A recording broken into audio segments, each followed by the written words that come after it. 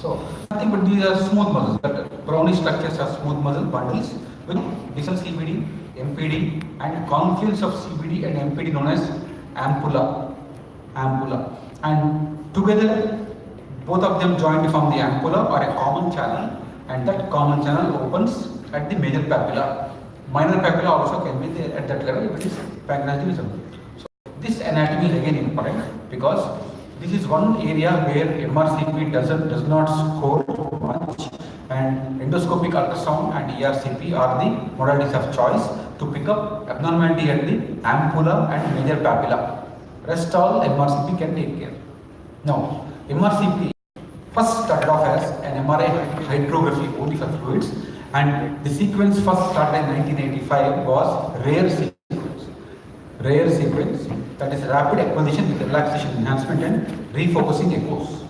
So the rare sequence was a heavily T2-weighted image sequence, heavily T2-weighted, where you have got a high TR of 10,000 milliseconds and a high TE of 1300 milliseconds. So at that point of time in 1985, they were very much happy with looking at this fluid, stationary or slow flowing fluid can be picked up on a coronal image, and it's a something mimicking a MRCP. You can see here that you can see the fluid beautifully in the intrahepatic bile duct, CBD and MPD, but rest all structures are nullified because at a TE of 1300 milliseconds, you cannot see any soft tissue structure. In liver 300 milliseconds TE, kidneys are 300 milliseconds TE. So all these are nullified and only the fluid structure comes out, and it was known as MRI. It was also used for urography in 1985.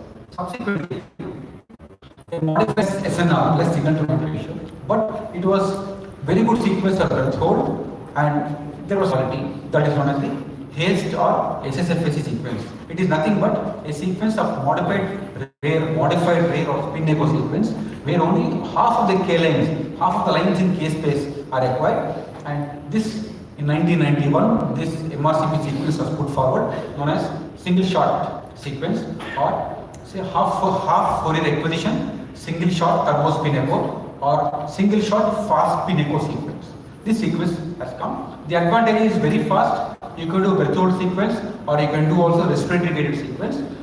A disadvantage is low SNR. Now, other major advantage is you can see also the liver, pancreas, spleen, kidneys in addition to the fluid intensity structures, that is common bile duct, intrahepatic bile ducts, and main pancreatic duct.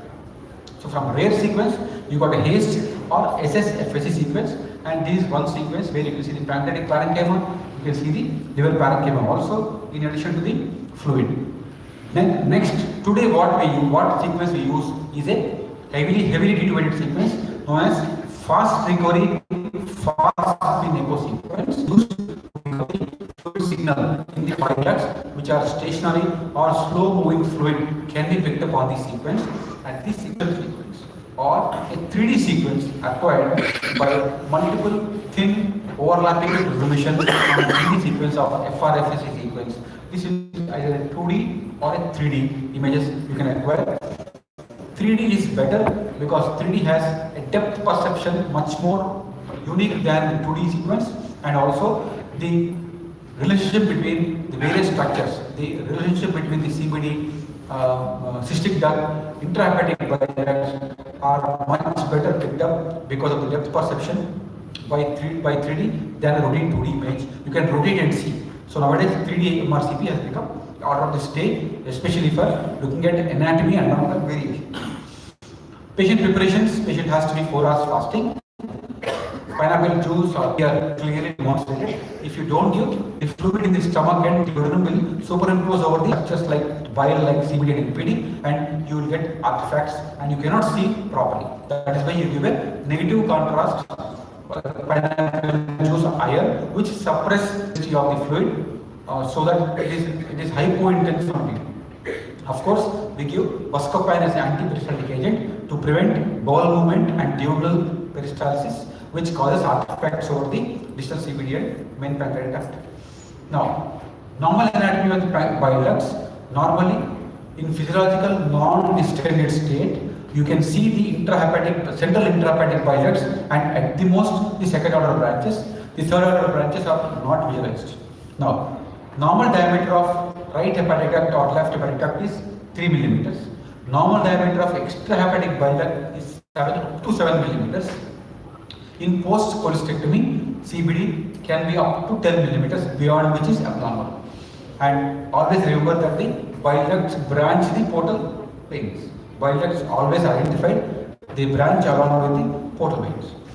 Now this is the accuracy of MRCP, 98% for normal ducts.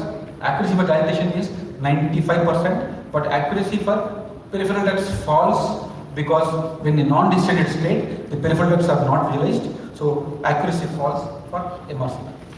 Going into the normal anatomy, you have got right anterior duct.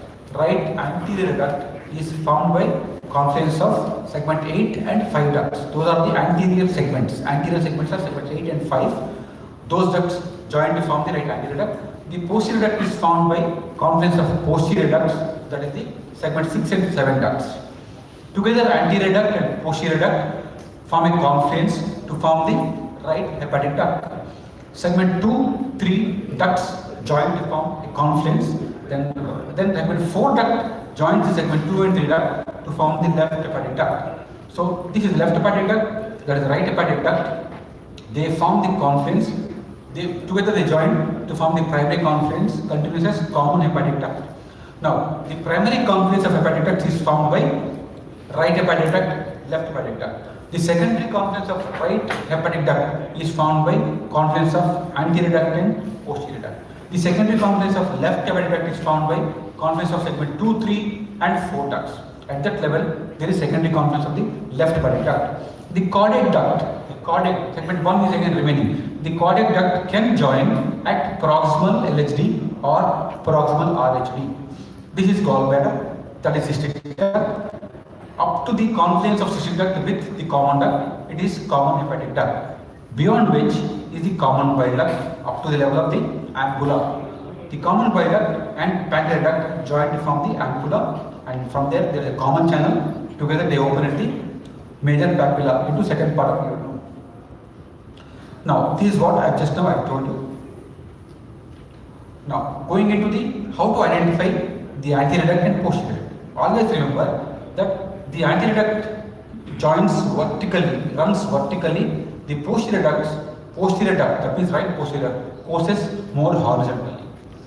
So whichever is more horizontal on an oblique coronal image of MRCP, it is posterior duct. Whichever is more vertical is the anterior duct. You remember that you are done with one important anatomy of the MRCP. Look here, this horizontal duct is the posterior duct. The anterior duct is more vertical, and the horizontal duct of the posterior duct courses over the anterior duct and has an acute angulation at the confluence with the anterior duct to form the right hepatic duct. So this is posterior duct, that is the anterior duct. Now let us look at what are the common conditions we face across normal and abnormal. Now first look at the normal variants. Why are normal variants important? Nowadays, with the advent of very aggressive liver transplantation, we are supposed to look at the normal variations and tell the surgeon to what are the variations. So what are the common variations of intrahepatic bile duct anatomy? I have told you that the right posterior duct and anterior duct join to form right hepatic duct. Whereas here you see that the right posterior duct is joining the left hepatic duct. So that is one of the commonest variations in the intrahepatic biliary anatomy, which you have to identify only if you are dealing with a pre-transplant evaluation. Otherwise, you can just make a passing statement and leave it like that. Right posterior duct is joining the right hepatic duct. Here you see right anterior duct is joining the left hepatic duct. That is one more variation. These variations have to be kept in mind and then reported as and when they are important. You feel they are important, and this is known as trifurcation. Trifurcation is anterior duct, posterior duct, left hepatic duct, all three forming confluence together. There is nothing like right hepatic duct, left hepatic duct. All three form a single confluence. That is known as trifurcation hepatic duct confluence. Now, very rarely the right posterior duct can course more caudally and join the cystic duct. Together they join the common duct. So this is known as a cystohepatic duct, where the posterior can course more caudally join the cystic duct and open into the common duct, known as cystohepatic duct. Now this cystohepatic duct is irrigate or clip it so that the patient develops a widely importance of importance of the intrahepatic variations. Now, a cystic duct can have a very low confluence into the common bile duct, and this has to be reported because very rarely you suspect that it is together you think it is dilated CBD, but it's a cystic duct which is coursing parallel and joining the CBD more low into CBD and more medially or posterior bile duct. This is a modified classification by Todani. Initially it was proposed by Alonso, modified by Todani, and this is widely used. In this classification you have 1 to 5, and 5 is non-obstructive dilation of intrahepatic bile ducts known as Carlisle. These are the various type 1 A, B, C, type 2, type 3, 4, 4A and 4. Now this is a type 1 where there is cystic dilation, severe cystic dilation of the extrahepatic bile duct, that is type 1 cholelococcyst. This is type 4A cholelococcyst, where you have got extra and intrahepatic bile ducts dilation, fusiform cystic dilation. Remember, the complications of cholelococcyst are calicule formation, sludge formation. When there is a long common channel, that means the confluence of the CBD and MPD is more than 15 millimeters. That is known as long common channel. If there is a long common channel, these patients are likely to develop more recurrent pancreatitis when there is long common channel. So always look for the pancreaticobiliary junction when you are talking about cholelococcyst, and you show the pancreaticobiliary junction and mention the long common channel or the common channel is less than 15 millimeters or more than 15 millimeters, because these patients are likely to develop complications of recurrent pancreatitis. This is long common channel, 29 millimeters, and this is a cholelococcyst, type 4 cholelococcyst. There are multiple caliculi there, and that is a long common. Just remember that pancreaticobiliary junction has to be evaluated when you are reporting a cholelococcyst. Now, one more complication up to 2% is development of malignancy in a cholelococcyst, and that is a malignancy adenocarcinoma developing in a cholelococcyst. This is type 4 cholelococcyst. Now, nothing but a diverticulum CBD. This is type 2 cholelococcyst. Now, type 3 cholelococcyst is known as cholelococele. That is intramural diverticulum in the luminum, and this is CBD. That is the diverticulum of the CBD in the intramural, within the wall of the medial wall of second part of the duodenum, dipping into the luminum of the second part of the duodenum. This is known as cholelococele or type 3 cholelococcyst. Now, type 4 cholelococcyst is again intra and extrahepatic dilatation, and type 5 cholelococcyst is non-obstructive dilation of the intrahepatic bile ducts with central dot sign. Central dot sign, like I told you, the bile ducts always go along with the portal-venous radicals. So the portal-venous radicals are in the center and surrounded by the dilated non-obstructive dilatation of hepatic bile ducts known as Caroli's disease. Caroli's syndrome is associated with liver disorder, associated liver and kidney disorders, and it's a syndrome has multiple entities.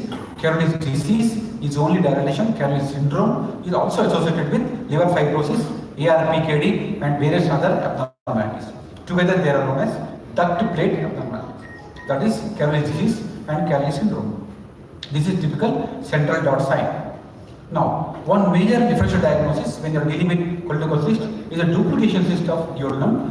How do you identify duplication cyst of duodenum? You identify by the gut signature. On ultrasound, you can see a gut signature. Here, the wall of the duodenum has different layers, gut signature, and when you do Mrcp, there is no dilatation of the bile ducts. It is purely, the cyst is purely because of the duplication cyst, and it is not the cholelococcyst. Now coming to caliculi disease. Now, fluid being very white, caliculi being containing calcium have dark constitutive images. The Mrcp has a very good role to play as a negative image. You don't see calcium as a structure because the fluid is white. Because axial images, in axial images, the CBD stones drop down into the posterior wall. These could be any kind of artifacts also. But if you see, though they drop down as the most dependent involved in CBD, then CBD. Now, the other important one condition is known as there is papillary stenosis. It is a transient phenotype. They can definitely tell us about the pressure within the sphincter, which is the diagnostic marker for sphincter dysfunction and papillary stenosis. Then, of course, you try to look for whenever you look at a gallbladder stone, but there is no CBD stone. The CBD stone has passed off. This cholelithiasis and pancreatitis. The hallmark of biliary pancreatitis is biliary dilatation. Presence or absence of no need for to have biliary calculi because they can be passed off, cholelithiasis and pancreatitis. If all these things are there, you are very sure it is biliary pancreatitis. Now the Mrcp syndrome is nothing but obstruction caused by calculi or edema surrounding the calculi, pericostic edema obstructing the common hepatic duct. So that's typical of a Mrcp syndrome. Mrcp syndrome has to be differentiated from gallbladder carcinoma. You have to do a contrast study and show the mass in gallbladder wall. Only then you can differentiate between the Mrcp. This is a distal CHD stricture, and that is a calculus in the CHD causing obstruction of distal CHD. Again, this is a one type of Mrcp syndrome where there is calculus is causing obstruction. Calculus at 60 duct confluence is causing obstruction of the common hepatic duct. That is one type of Mrcp syndrome. Now, what are the pitfalls on MRCP? Look at this. This is the right hepatic artery. A dilated right hepatic artery can cross the common hepatic duct, and in that process, it can produce an indentation and narrowing on the common hepatic duct, which can be suspected, which is misconstrued as a stricture, but this is not a stricture. It is a pseudo stricture caused by vascular compression. How do you identify pseudo stricture from true stricture? There is no upstream biliary dilatation. Number one, and there are no intraductal lesions there. So most important is there is no upstream dilatation. If there is upstream dilatation, it's stricture. Otherwise, it is pseudo stricture, and you can look at the cause for pseudo stricture. Now, the other common cause for pitfall is an air bubble. Whenever the patient undergoes recurrent ERCPs or interventions or PTBD, or patient has developed a spontaneous choredochoenteric fissure or wide patulous sphincter, you can have neobilia, which can be suspected. It is very typical. You are seeing like a stone. But if you look at the axial images, the air goes up underneath the anterior wall, non-dependent wall, and these are the differentiate between the strict pseudo, calculus, and air bubble. That is why axial sections are important for you. The stone will drop down, whereas air will track up into the against the independent wall. Now coming to strictures, they can be benign or malignant strictures. How to differentiate between benign and malignant stricture? Now, what are the proposed features of malignant stricture? Those are more than 2.5 millimeters, long segment involvement, asymmetry of stricture, indistinct outer margin, luminal irregularity, hyperintense related to liver parenchyma and post-venous. So all these, and length more than 12 millimeters. So remember that if you have to discriminate between a benign and malignant stricture, a malignant stricture is always long, number one. Number two, malignant is thicker and should be more than 2.5 millimeters of thickness of the wall of the common duct. And of course, the enhancement and hyperintense signal on T2 or AWA is the marker for malignant stricture. Now, there are various classifications given. You can go and read for Bismuth classification for benign strictures and Bismuth classification for malignant strictures. Both are available in the internet. Please go and see. Now, what are the common causes of benign strictures? Number one, post-cholecystectomy stricture. Iatrogenic is very common cause. Look at this. There is a stricture there. Minimal upstream dilatation, and patient undergoes CHD. ERCP cannot show anything, just cut off. MRCP is the mainstay of treatment. They have to go and do a separate segment 3 hepatocholecystectomy, or they have to wait for dilatation of the bile ducts. So, MRCP plays a major role in post-cholecystectomy stricture to look at the upper duct dilatation for permanent procedure, that is hepatotic duct, and that's a large biloma. That is why we have to look at the conflicts of bile ducts and anatomy of the bile ducts. Now, recurrent pyloric cholangitis or oriental cholangitis hepatitis is caused by various infections, especially parasitic infestations, and the hallmark of MRCP findings of these conditions is multifocal strictures and dilatations of intrahepatic bile ducts and intrahepatic calculi. If you find multifocal intrahepatic strictures with calculi, two major conditions should come into your mind. One is recurrent pyogenic cholangitis and the other is portal cholangiopathy, or because extrahepatic portal obstruction, you get portal cholangiopathy. These two conditions produce multiple intrahepatic strictures with calculi. The multiple intrahepatic strictures can also be produced by primary sclerosing cholangitis, recurrent bacterial cholangitis, IgG cholangiopathy, and autoimmune cholangiopathy, or IgG autoimmune cholangiopathy. So these conditions also can produce intrahepatic strictures. But when there are calculi, intrahepatic calculi, suspect two conditions. Those are oriental cholangiopathitis or recurrent pyogenic cholangitis and portal cholangiopathy.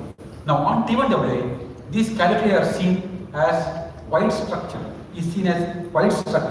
intrarectal field defect, and on T2WA it is hypointense. So when you see calculi intrahepatic and when you find multiple intrahepatic strictures, suspect recurrent pyogenic cholangitis. You can see here that multiple intrahepatic strictures, asymmetric dilatation of right and left ducts. You suspect recurrent pyogenic cholangitis or bacterial cholangitis. Now portal biliopathy, whenever there is extrahepatic biliary obstruction, you find multiple collaterals causing ischemic strictures of the CBD and CHD with extrahepatic stricture and intrahepatic stricture, severe splenomegaly, multiple collaterals, portal biliopathy. So two causes of multiple intrahepatic strictures with calculi, portal biliopathy and recurrent pyogenic cholangitis. Now primary sclerosing cholangitis, what are the hallmarks of primary sclerosing cholangitis? Multiple intrahepatic strictures, non-connecting ducts and mild upstream dilatation. CBD shows a beaded pattern because of strictures. So the hallmark of primary sclerosing cholangitis is multiple dilatation. If you see the CBD stricture here, there is not much of dilatation. That is very important for primary sclerosing cholangitis. This is known as prune tree appearance of multiple strictures without much proximal dilatation. Is very typical of cholangitis.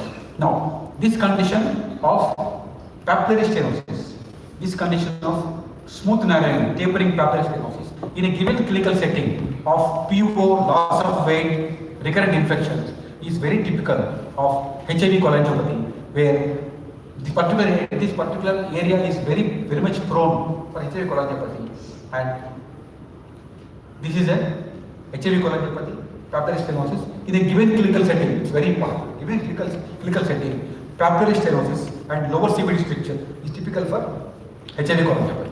Now, the other causes are in HIV are multiple lymph nodes causing obstruction. Multiple lymph nodes causing obstruction of common hepatic duct is other cause of HIV. Now, in this individual, the patient presented with jaundice, pruritus, painless obstructive jaundice, and in this clinical situation, when we do an MRI, you see the thickening, you see the severe thickening of the common bile duct. So whenever there is severe thickening of common bile duct and upstream dilatation in a young individual with pruritus and polystatic picture, you have to suspect IgG cholangiopathy or autoimmune cholangiopathy, and this particular patient had IgG cholangiopathy or autoimmune cholangiopathy. So again, one more case here of stricture, and what is important here is you see here that there is severe thickening of the common duct. I'll just take 5 more minutes, sir. 5 more minutes. So that is severe thickening of the common bile duct or common hepatic duct, which shows that in this individual it is very typical of a IgG cholangiopathy, and look for autoimmune cholangiopathy or IgG cholangiopathy. Now, pancreatitis can produce strictures. Acute or chronic pancreatitis can produce strictures. Those are the pancreatic strictures. Multiple lymph nodes can produce strictures. Coming to malignant strictures, again, the classification of Bismuth classification of strictures, and how to identify malignant stricture? Long segment stricture with mural thickening more than 2.5 mm. That is malignant stricture.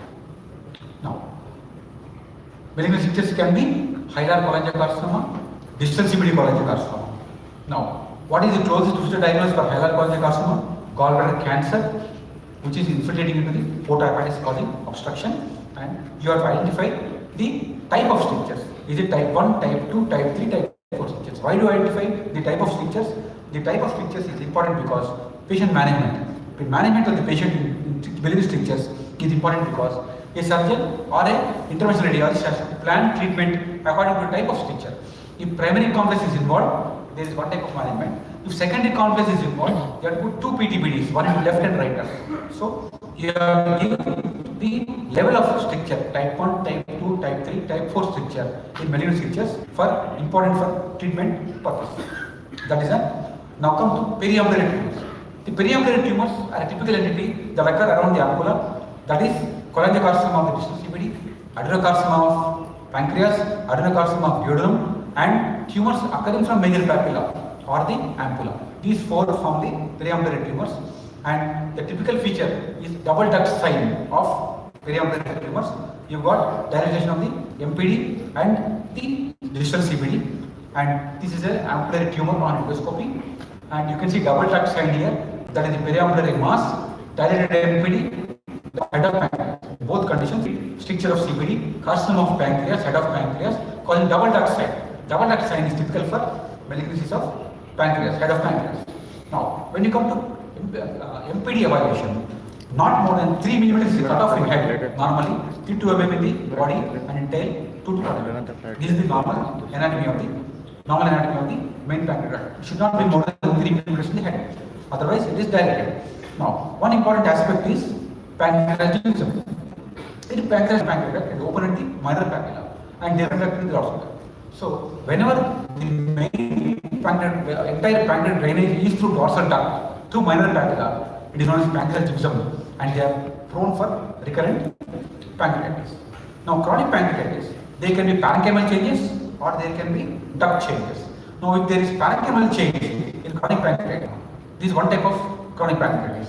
Now, in the there is dilatation of the MPD, irregularity, beaded contours, and silent ectasia. That is chronic pancreatitis again. So, you can have parenchymal atrophy of pancreas, chronic pancreatitis, or you can have ductal dilatation of pancreas, MPD. Typically is dilatation, silent ectasia, and beaded contours. Because of multiple strictures, you got beaded contours.